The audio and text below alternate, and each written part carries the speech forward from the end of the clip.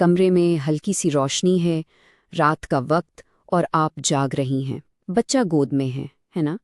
हर तरफ तो खामोशी है, लेकिन जहन में एक शोर मचा हुआ है। रात के 2 बज रहे हैं और बच्चे की आंखें तो देखो बिल्कुल खुली हुई हैं और आप बस ये सोचे जा रही हैं कि आखिर ये सोता क्यों नहीं। और फिर उसी सोच के पीछे एक और ख्याल आता है, एक छोटा सा डर जो दिल में कहता है, क्या क्या मैं कुछ गलत कर रही हूँ?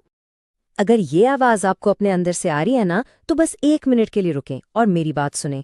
आप बिल्कुल भी फेल नहीं हो रहे। इन जागती हुई रातों का मतलब ये नहीं है कि आपसे कोई गलती हो रही है। सच तो ये है कि आप फेल नहीं हो रही, आप बस थक रही हैं, और ये थकावट बिल्कुल जायज़ है। असल में पता है क्या, नए बच्चों को दिन और रात का कोई अंदाज़ा ही नहीं होता। उनके अंदर जो एक जिस्मानी घड़ी होती है ना, उससे बनने में, सेट होने में वक्त लगता है। और बस इसी वजह से उनकी नींद का कोई पैटर्न नहीं होता। कभी वो 20 मिनट के लिए सो जाएंगे, कभी 40 मिनट, और हाँ, कभी कभी तो बस आपकी गोद में ही सोएंगे। और आप जानती हैं, ये बिल्कुल नॉर्मल है, बिल्कुल ठीक है। बच्चे को सोना भी सीखना पड़ता है, बिल्कुल वैसे ही जैसे वो बाकी सब कुछ सीखता है।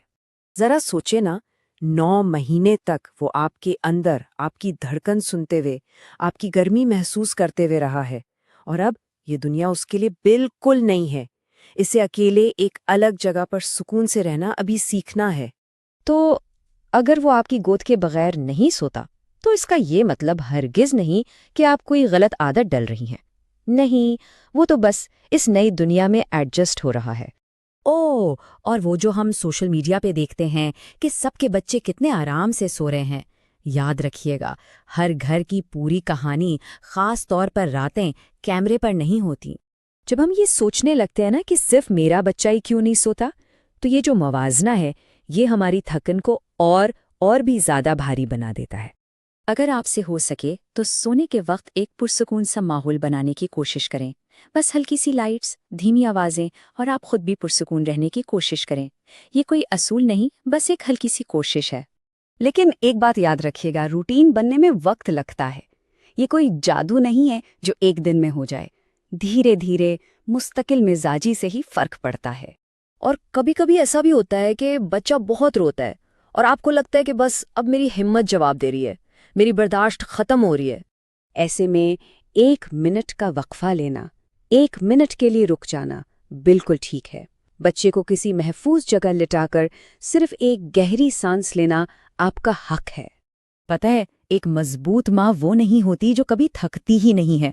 नहीं, एक मजबूत माँ वो होती है जो ये जानती है कि वो कब थक रही है और उसे अपने लिए रुकने की जरूरत है। बस खुद को याद दिलाती रहिएगा कि ये वक्त हमेशा नहीं रहेगा, ये गुजर जाएगा।